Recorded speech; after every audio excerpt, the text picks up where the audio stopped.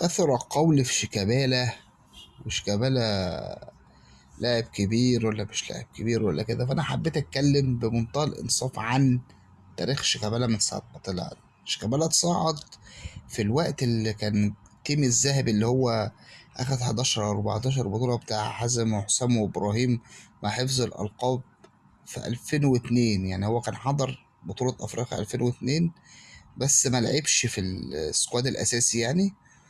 تمام. وبدأ من الوقت ده انطلاقته مع الزمالك. تمام.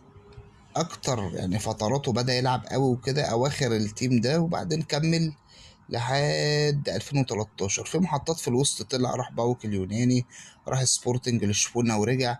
بيرجع باسلوب مش لطيف، بيسيب الفرقة مرة واحدة، ابرزها في موضوع سبورتنج لشبونة. فده بيبين لك ان هو المشكلة معاه من تالتة.